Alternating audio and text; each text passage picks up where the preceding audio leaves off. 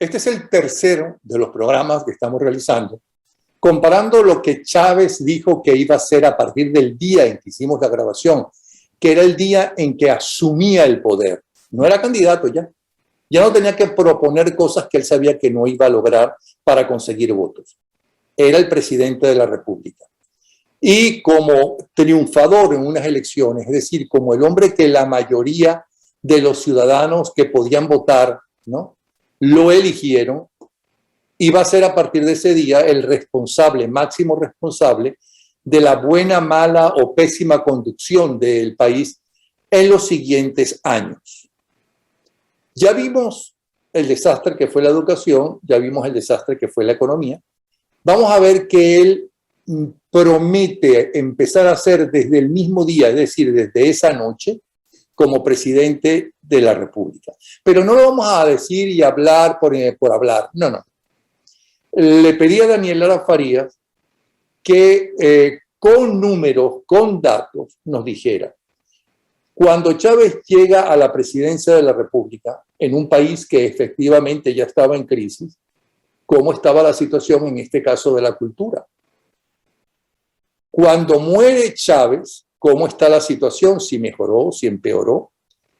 Y en el presente, con su heredero Maduro, ¿cómo está la situación? Vamos a ver qué nos dice. Adelante, Daniel. Continuando con nuestra revisión de las promesas que hizo el primer día de lo que sería su gobierno, el día de la juramentación, aquel nefasto 2 de febrero del año 1999, en programa especial con Napoleón Bravo, Hugo Chávez prometió una serie de cosas que, pasado el tiempo, es necesario revisar. Y es necesario revisar porque si algo es importante a la hora de evaluar la gran mentira que ha sido el chavismo y la gran mentira que han sido estos 22 años, lo verdaderamente importante es rebatir las mentiras, desmontar las mentiras y además de eso, dejar perfectamente claro dos cosas. Número uno, que la desgracia arrancó con Chávez. No es que Chávez era bueno y Maduro es el malo. No, es que la desgracia arrancó con Chávez. Y la segunda cosa que hay que dejar bastante claro es que Maduro no es otra cosa que la putrefacción de lo que ya Chávez estaba terminando de depauperar. Esas cosas son importantes porque a pesar de que el ritmo que llevaba la democracia y a pesar del ritmo que llevaban las cosas en los años 90, cuando Hugo Chávez irrumpe a cañonazos en el escenario nacional, al momento de hacer las comparaciones y al momento de hacer las verificaciones en cuanto a números y en cuanto a realidades, queda al descubierto el inmenso fraude que fue el chavismo, que es el chavismo y que continúa siendo el chavismo. Y por supuesto, pasados 22 años, todavía quien crea que es posible dentro del sistema chavista realizar algún cambio que redunde en beneficios y en bienestar para la gente, no solamente está equivocado, sino que le está llevando la contraria a la propia realidad, le está llevando la contraria a los propios números y le está llevando la contraria inclusive a la sensatez. Eso pareciera estar suficientemente claro para muchos, por lo menos está claro para la gente que lee, que compara y que sobre todo vivió a la Venezuela previa a Hugo Chávez. Sin embargo, sin mucho preámbulo, vamos a escuchar qué fue lo que Hugo Chávez dijo en ese momento y quería detenerme en esta ocasión en una primera parte de lo que el señor dijo sobre la cultura y sobre los números que ese periodo y la realidad que ese periodo nos puede dejar si evaluamos bien las cosas. Vamos a escuchar qué fue lo que dijo Hugo Chávez en aquel momento cuando se le pidió una opinión sobre la cultura. Con la cultura, tanto esta cultura popular como con la cultura en general, la que llaman elitesca. ¿Qué hacer con la cultura y que el pueblo pueda participar y disfrutar más de su propia cultura cada vez más perdida? Entre otras razones porque el mundo ahora es un pañuelo y la influencia es global, cosa que tiene sus cosas muy positivas. Pero ¿qué hacer para defender esa cultura regional, local, nacional? Tú me tienes un dilema, porque estoy entre la pasión y la razón y hay cosas que el corazón entiende que no entiende la razón.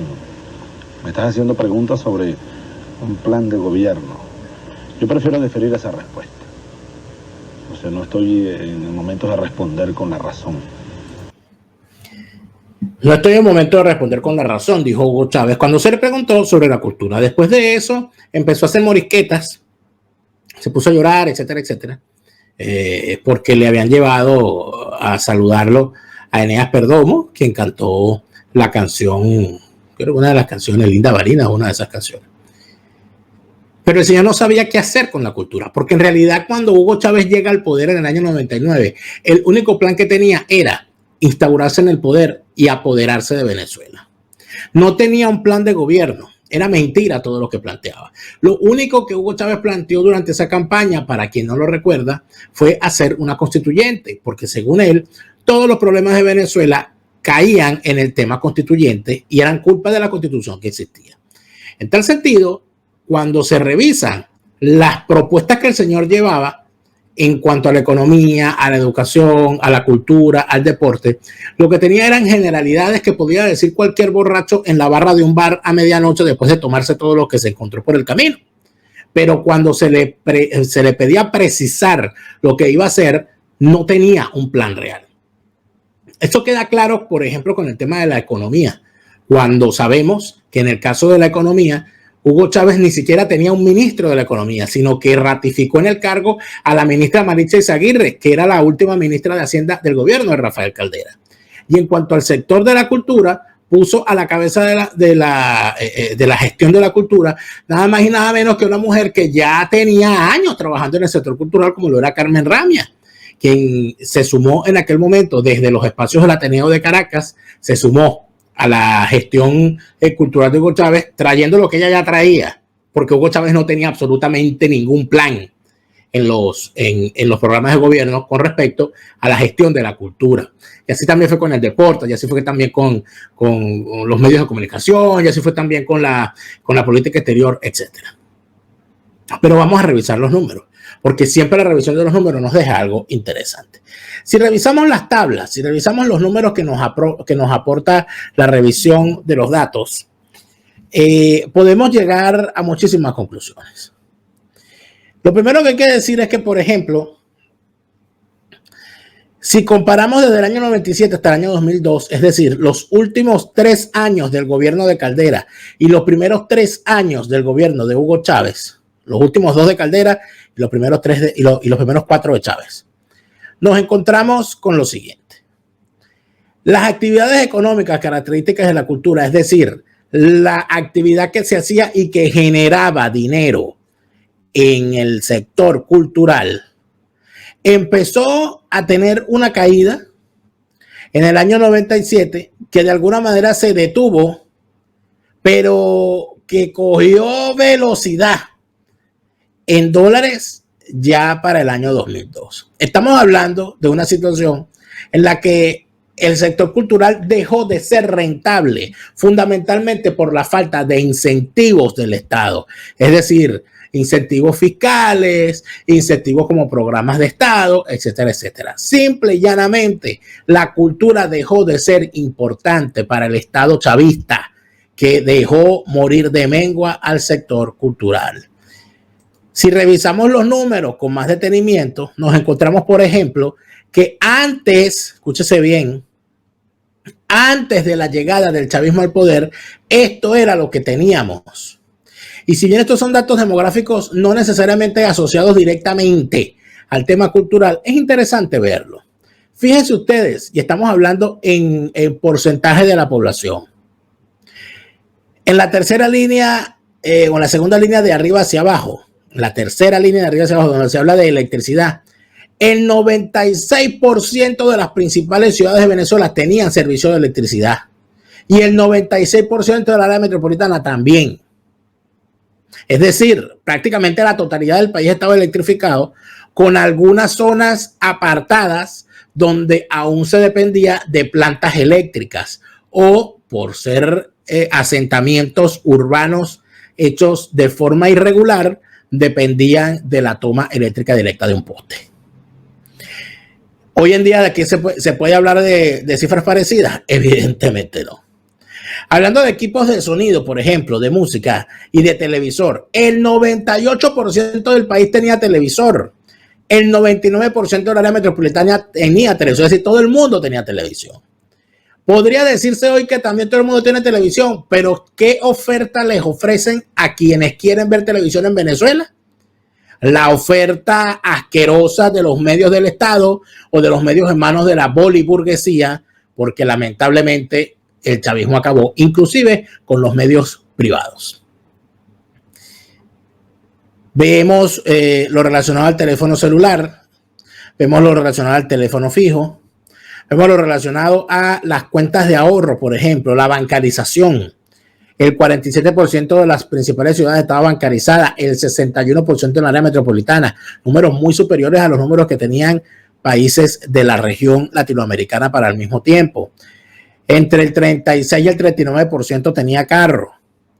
Estamos hablando de que ya para esa fecha, para el año 98, son estas cifras, entre el 18 y el 33% tenía computadoras, sobre todo en el área metropolitana. Ni hablar de lo relacionado al seguro de vida y al seguro HCM y a la televisión por suscripción, que empezaba su crecimiento importante precisamente para esa época. De tal manera que de lo que estamos hablando es de una Venezuela en donde, si bien había carencias, la tendencia era a que la gente quisiera tener los privilegios de la tecnología para mejorar su bienestar o para simplemente el esparcimiento. La diferencia al día de hoy es realmente lamentable. Pero siguiendo con datos con respecto a la cultura, vemos, por ejemplo, lo que tiene que ver con la producción cinematográfica. Y esta tabla es importante porque nos da la diferencia o nos presenta los números desde el año 1990 hasta el año 2003. Es decir, un periodo bastante largo que nos permite evaluar 13 años.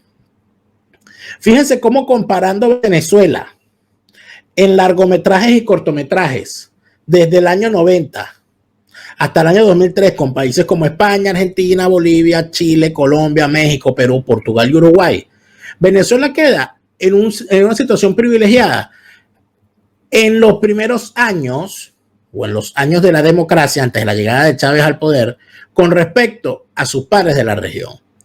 El primer país en producción de largos y cortometrajes de la región es México. Bueno, la legendaria industria mexicana obviamente tenía con qué y no era nueva la industria. Cuando se compara, por ejemplo, a Venezuela con Portugal en determinado momento, como por ejemplo en el año 95, Venezuela superó el número de largometrajes realizados con respecto a Portugal o con respecto, por ejemplo, a países como Uruguay, a países como Chile o a la propia Colombia.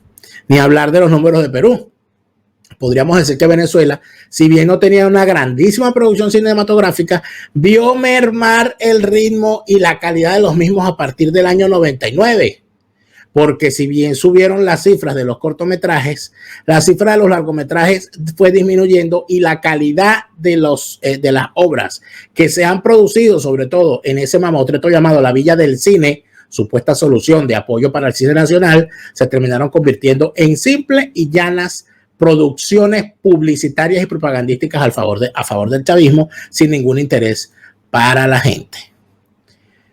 Por supuesto que los números siempre son atronadores y siempre terminan causándole problemas principalmente a los regímenes que pretenden vender la participación cultural como una cosa maravillosa. Fíjense, por ejemplo, lo que tiene que ver la contribución del sector cultural al PIB total en algunos países de América Latina en el 2003. Según las cuentas satélites de la cultura, es decir, según los datos del sector cultural. Si comparamos a Venezuela con un país como Uruguay, por ejemplo, vemos que Uruguay, siendo un país más pequeño y con un presupuesto más restringido porque no tiene la renta petrolera que tuvo Venezuela para el periodo, Uruguay duplica lo que Venezuela gastaba en el año 2003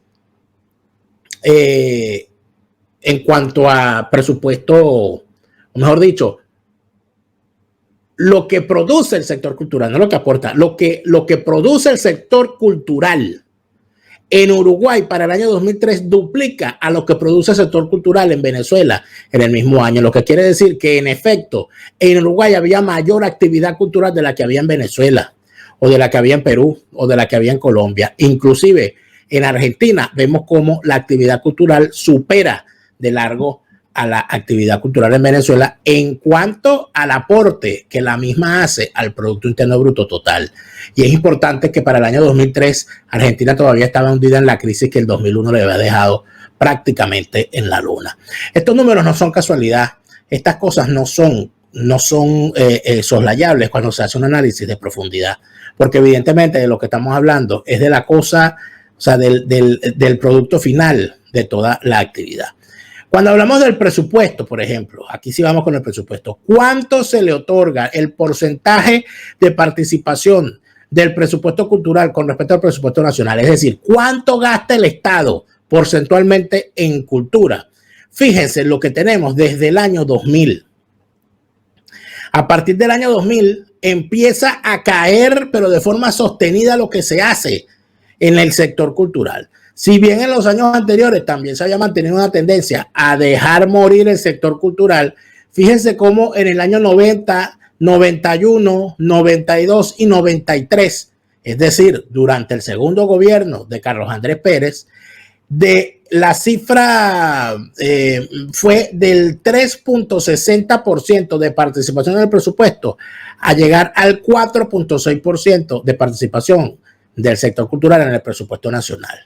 A partir del segundo gobierno de Caldera, la cifra empezó a bajar a la mitad y se mantuvo bajando hasta llegar al chavismo, donde solamente se le asignó en el año 2003 algo así como el 0.14% del total del presupuesto nacional al tema cultural. ¿Por qué? Porque al chavismo lo menos que le importa es la educación y la cultura. Esas son cosas, debilidades burguesas que a ellos muy poco les interesa. No es cualquier cosa cuando se siguen revisando los números. Fíjense en esta tabla, que es la evolución del presupuesto público asignado por el Viceministerio de Cultura al programa de financiamiento cultural o los subsidios en el área de los museos. Estamos hablando del año 90 al año 2003. En cuanto a los museos, pueden ver cómo el presupuesto fue desde el número más alto fue en el 91, donde se le asignó un 8% de la participación en el presupuesto de la cultura a los museos. En el año 2003 se llegó al 0,04% de aportes del presupuesto cultural a los museos. Es decir, se dejó morir a los museos de mengua.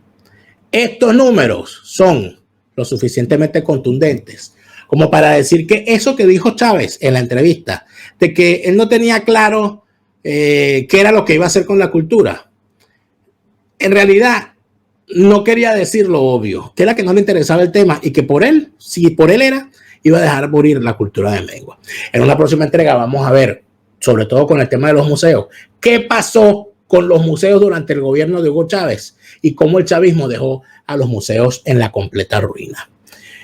Porque a Hugo Chávez hay que revisarlo y hay que rebatirlo para que nos demos cuenta del daño que le hizo a este país.